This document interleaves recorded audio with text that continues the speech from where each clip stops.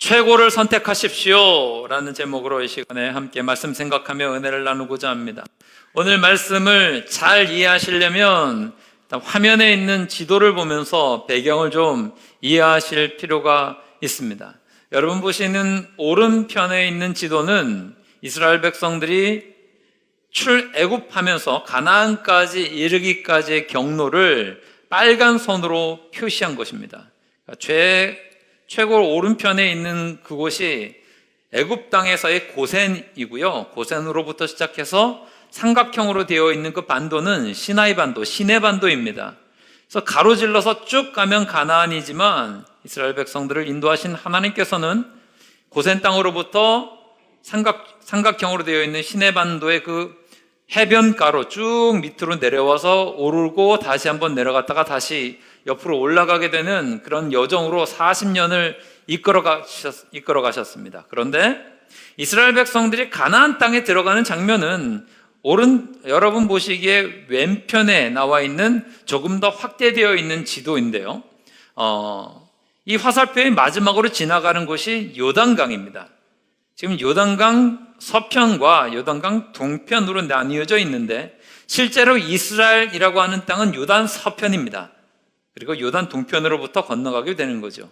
이스라엘은 길쭉하게 되어 있는데 우리나라처럼 생각하시면 됩니다.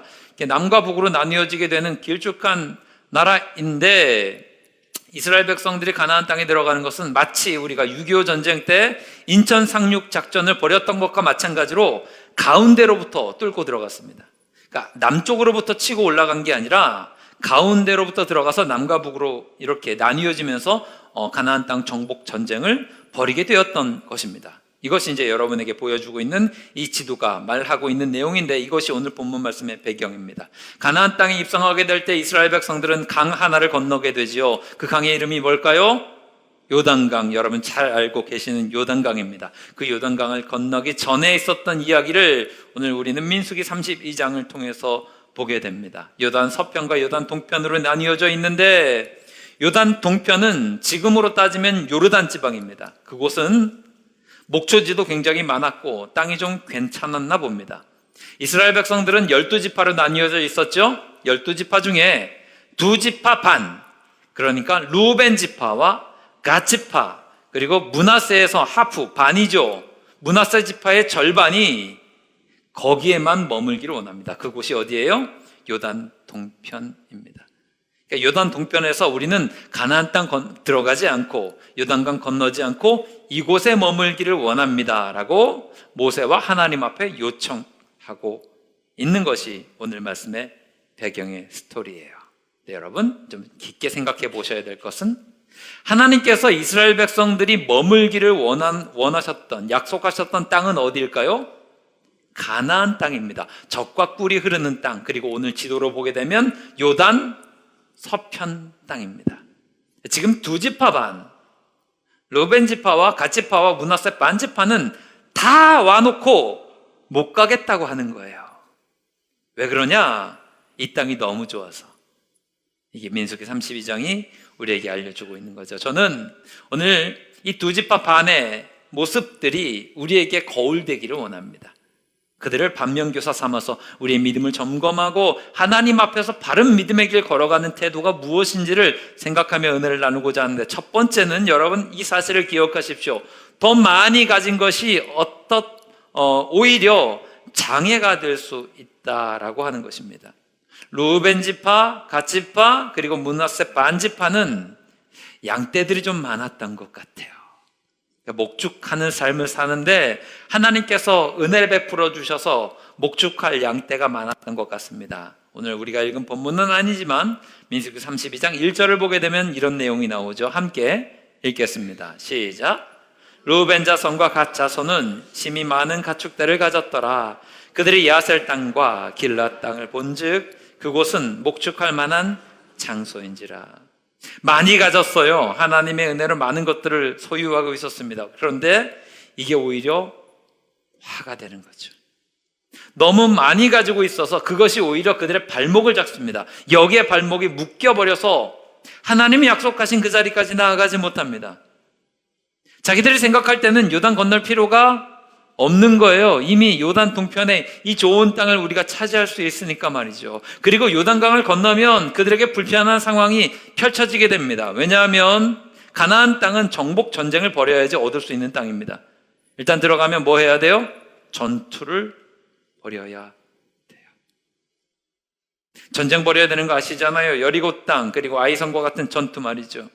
그러니까 그들이 생각하는 겁니다. 우리가 가진 것이 많기 때문에 가지 못하겠다는 거예요. 여기가 졌사오니 하면서 여기에 머무르게 되겠다는 거죠. 4절 말씀, 5절 말씀 우리 함께 읽겠습니다. 시작. 곧 여호와께서 이스라엘 회중 앞에서 쳐서 멸하신 땅은 목축할 만한 장소요 당신의 종들에게는 가축이 있나이다. 또 이르되 우리가 만일 당신에게 은혜를 입었으면 이 땅을 당신의 종들에게 그들의 소유로 주시고 우리에게 요단강을 건너지 않게 하소서. 생각해 보십시오. 이스라엘 백성들이 40년 광야 생활하면서 꿈에도 소원이 무엇일까요? 요단강 건너가는 겁니다. 꿈에도 소원은 하나님께서 약속하신 젖과 꿀이 흐르는 가나안 땅을 차지하고 거기에서 뿌리 내리고 살아가는 곳입니다. 그런데 이 두 지파 반은 그럼에도 불구하고 못 들어가겠다는 거예요. 가나안 땅 코앞까지 와서는 우리는 여기에 머물고 살겠습니다. 왜 그래요? 가진 게 너무 많다 보니까 가나안 땅을 넘어서지를 못해요.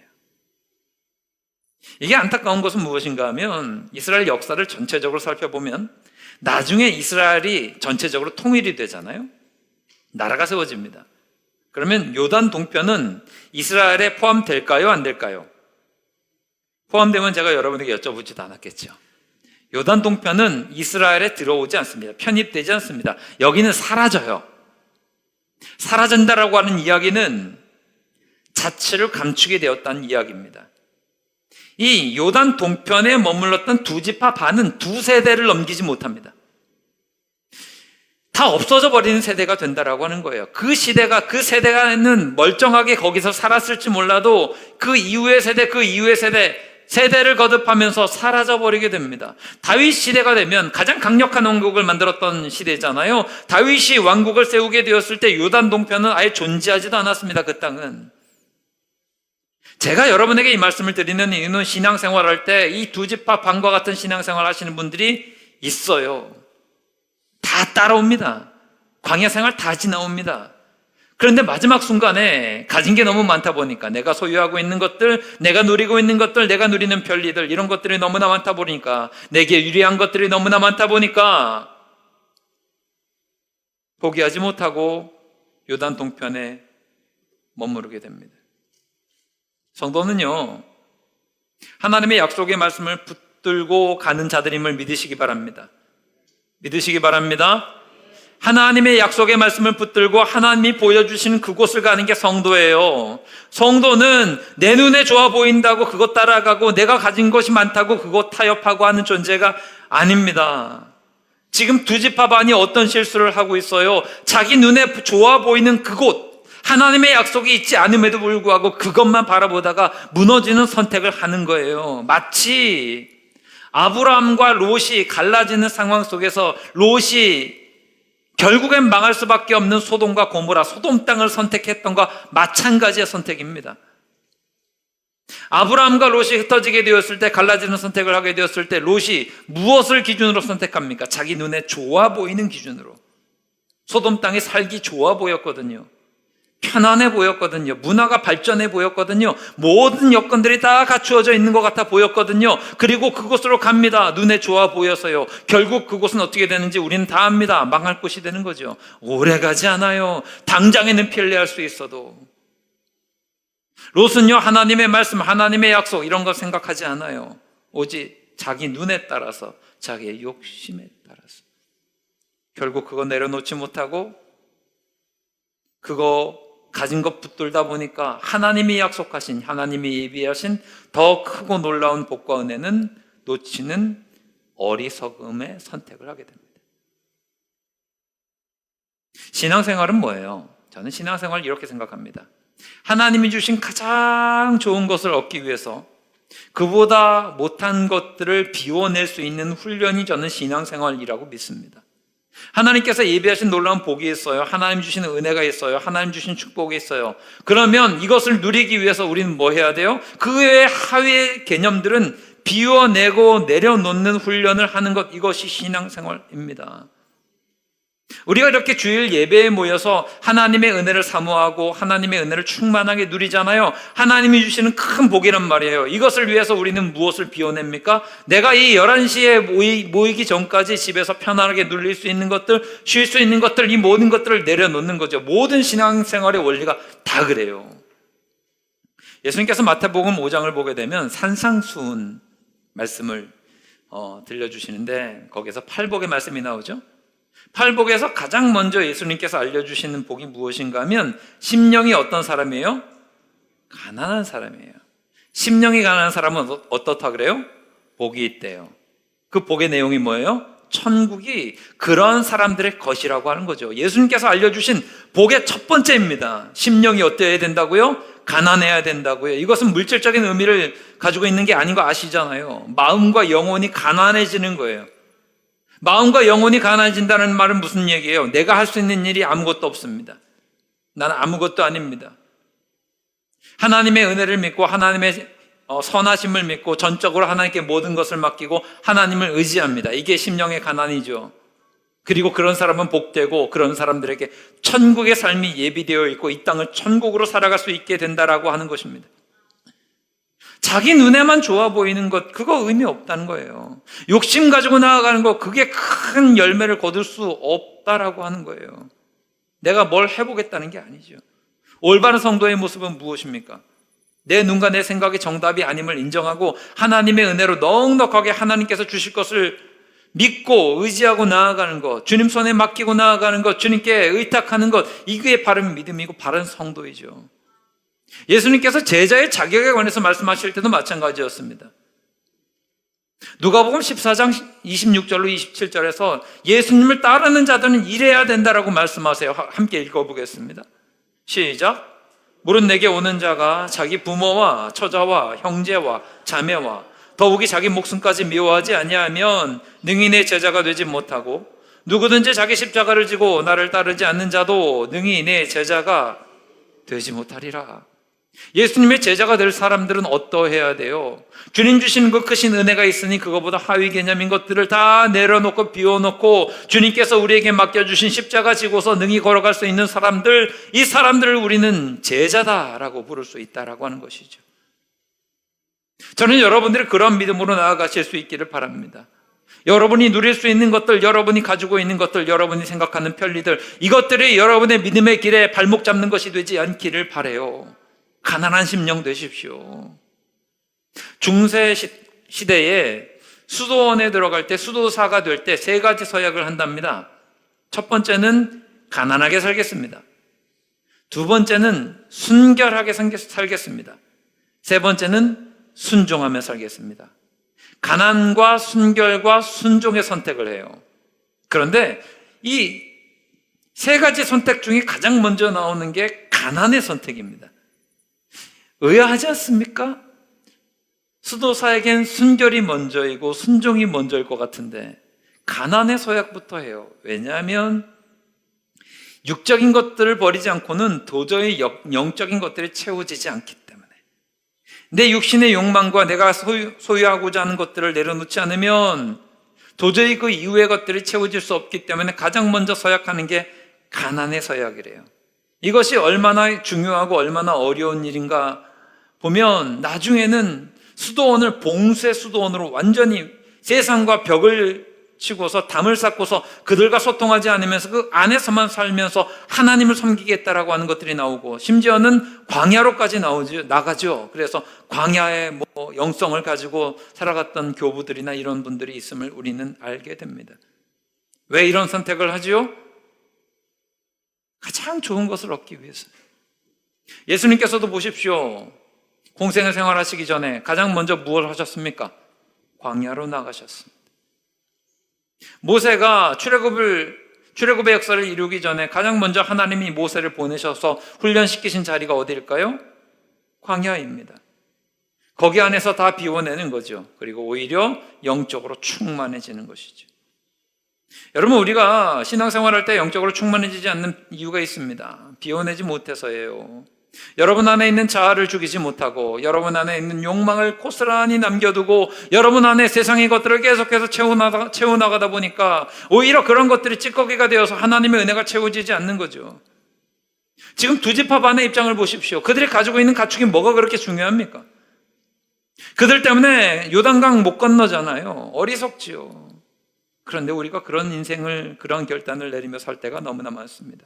여러분이 지금 집착하고 있는 것이 무엇입니까? 여러분이 붙들고 있는 것이 무엇입니까? 생각해 보십시오. 그것이 하나님의 은혜와 비교해서 그렇게 중요한 겁니까? 그것 때문에 젖과 꿀이 흐르는 가나안의 축복과 약속을 놓치고 있는 것은 아닙니까?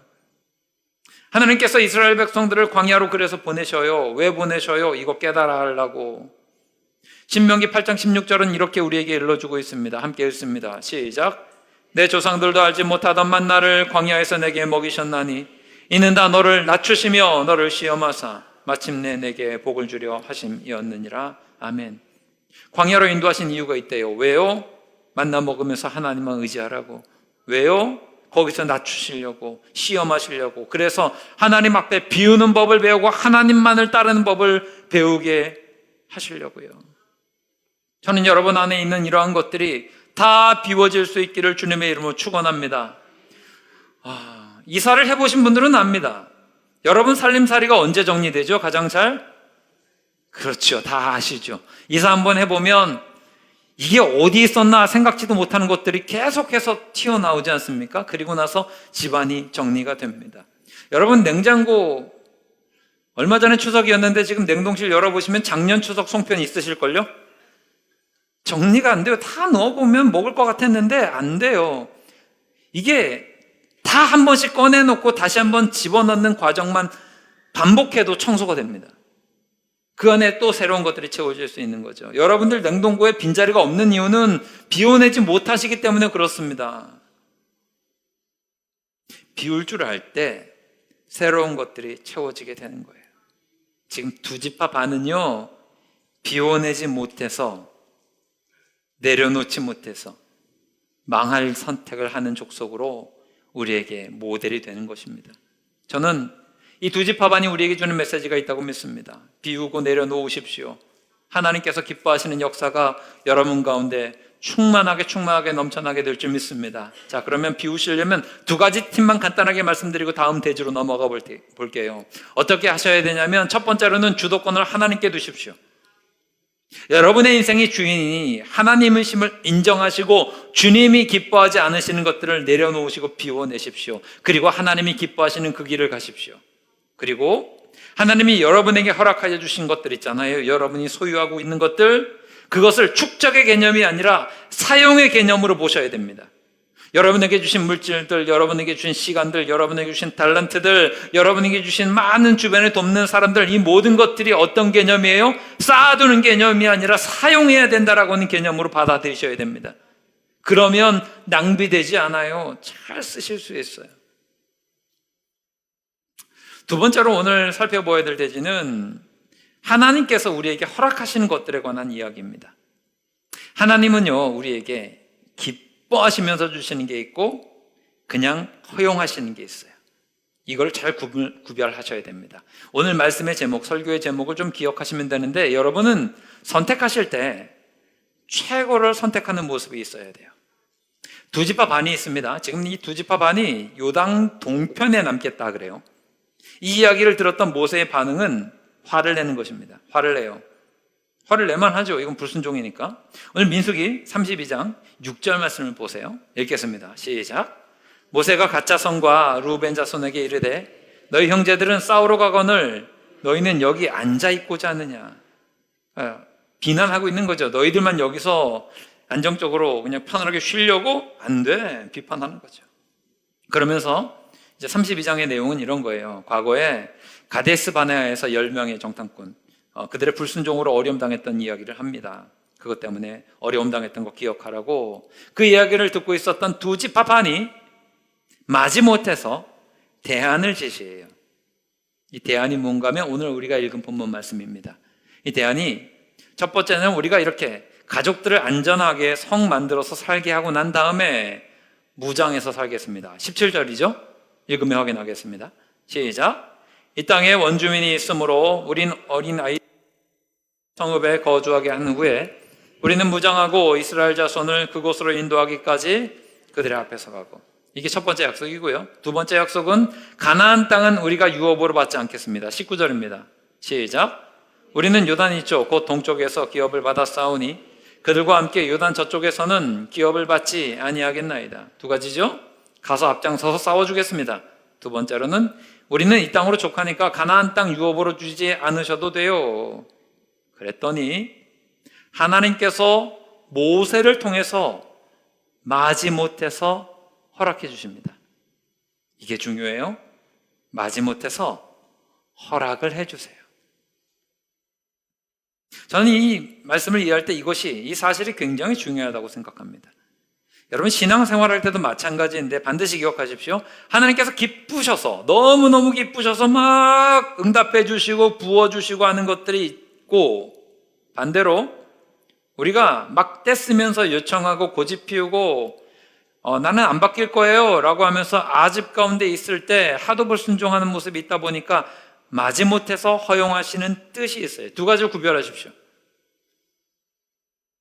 하나님의 기쁨으로 주시는 것이 있고 허용하시는 것이 있어요. 지금 두 지파 반이 요단 동편에 남게 된다라고 하는 건 뭔가 하면 허용해 주시는 거예요. 기뻐하시는 뜻이 아니라 허용해 주시는 거라고요.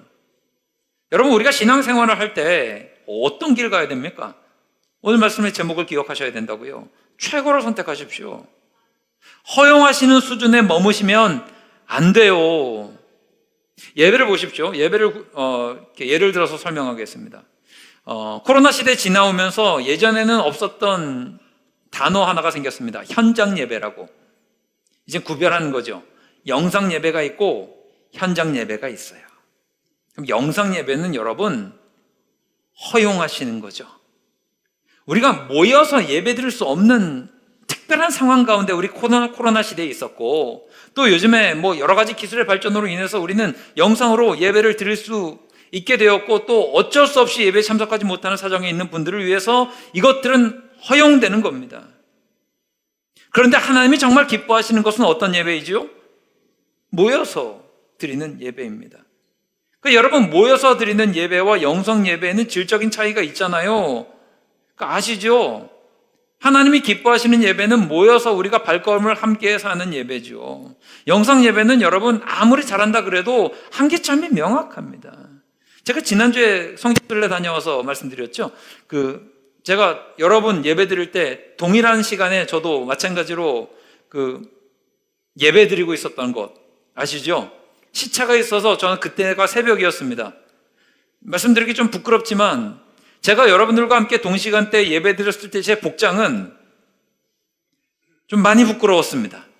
왜냐하면 새벽에 일어나서 잠깐 눈곱 떼고 이렇게 있었으니까 지금 여러분들이나 저처럼 이렇게 복장을 잘 갖추고 바른 태도로 예배를 드리지 못했습니다. 물론 제 주일 예배가 그게 전부가 아니었습니다. 목사님들, 사모님 다 모이셔서 함께 주일 예배 정확하게 드렸는데, 여러분들과 함께 그 시간에 예배 드리기를 원해서 그 시간에 있었는데 저는 예배를 어디에서 드렸을까요?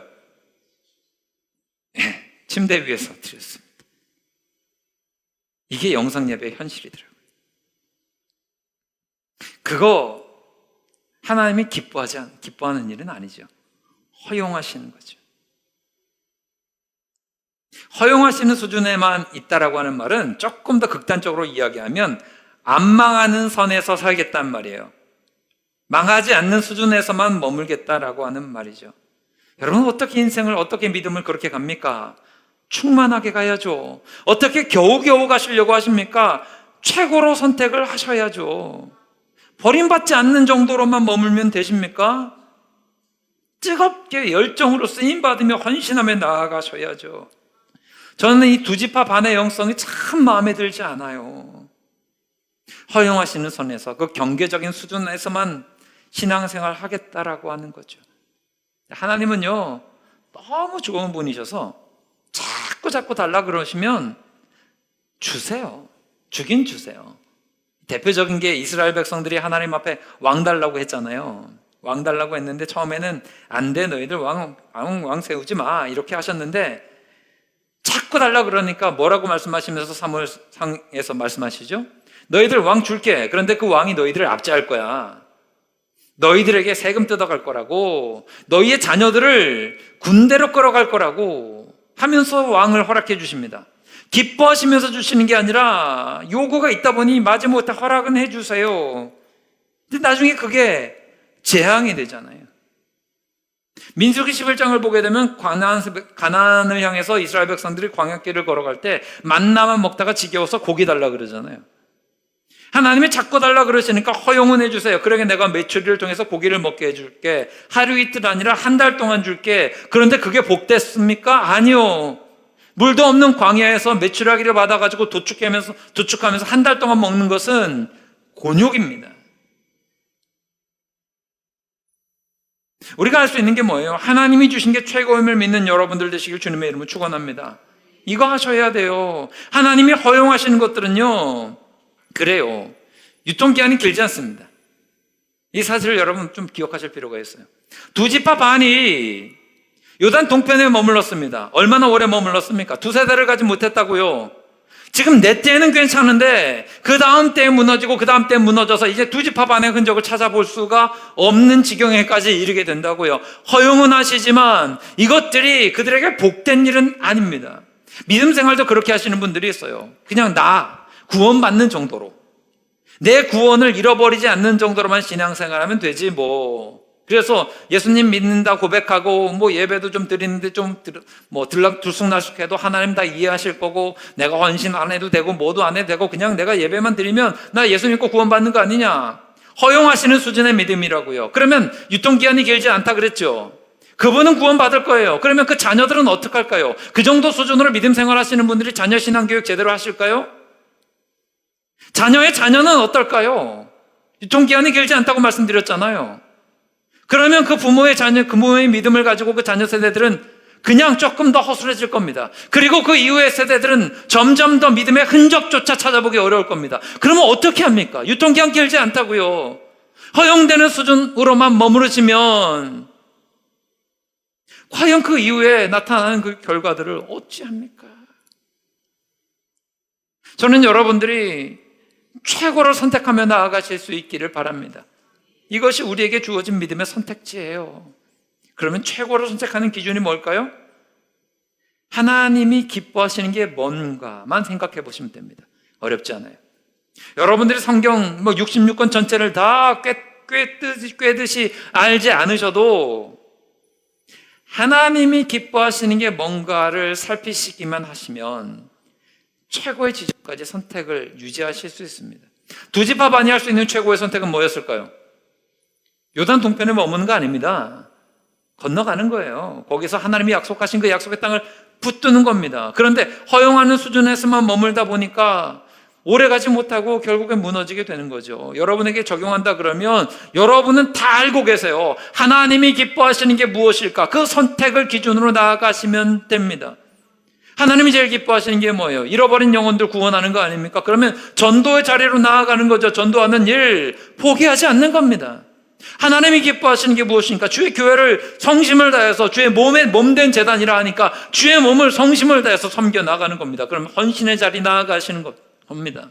하나님이 기뻐하시는 게 무엇일까요? 형제가 연합하여 동거함이 얼마나 보기 좋고 아름다운 거 하셨으니 우리 교회 성도들 한마음 한뜻 주의 영광 위해서 아름다운 교제권을 만들어 나아가는 겁니다. 오늘 사랑의 축제 한다 그러는데 모르는 교회들 다 있는데 거기에서 함께 동거하며 연합하면서 아름다운 기쁨을 만들어 나가고 교제권을 만들어 나가는 거 귀하니까 그거 하시는 겁니다. 다음 주에 우리 선교회별로 모임 갖는다 하는데 그 가운데서 선교회별로 모이셔서 아름답게 교제하고 섬기고 대화하고 주어진 일들 감당하는 것 아름다우니까 하시는 겁니다. 하나님은 예배자를 찾는다 하셨잖아요. 그러면 예배의 자리 힘써 모이는 겁니다. 주일만 모이는 게 아니라 새벽도 모이고 수요일도 모이고 금요철에 다시 한번 시작한다 하니까 심야기도에도 모이고 다른 고민 안 하는 겁니다. 그거 하는 거예요. 내 집은 만민이 기도하는 집이라 하셨잖아요. 그러면 교회에 모여서 뭐 해야 돼? 간절히 기도하는 거예요. 기도로 예배당 채우는 거예요. 요한계시록 보니까 하나님이 찬송하는 거 기뻐하신다 하셨잖아요. 그러면 뭐 해야 돼요? 함께 모여 찬양하시는 거예요.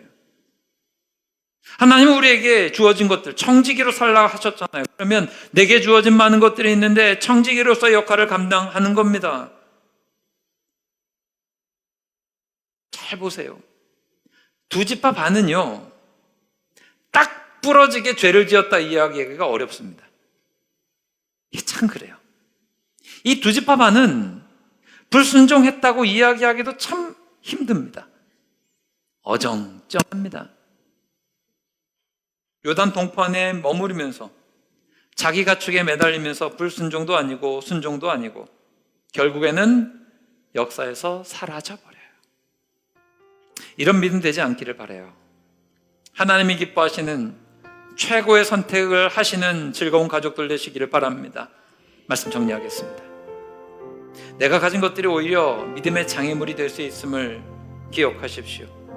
가진 것들에 발목 잡히지 마시고 하나님 앞에서 여러분의 욕심과 자아와 안일한 것들 내려놓으시고 비워주시고 하나님이 원하시는 대로 나아가시는 믿음의 삶이 되시기를 바랍니다. 허용되는 수준이 있고 하나님이 기뻐하시면서 주시는 것들이 있습니다. 허용되는 어정쩡한 자리에 머물지 마시고 겨우겨우 믿는 수준에서 벗어나셔서 하나님의 기쁨이 되는 우리 즐거운 가족들 되시길 주님의 이름으로 축원합니다.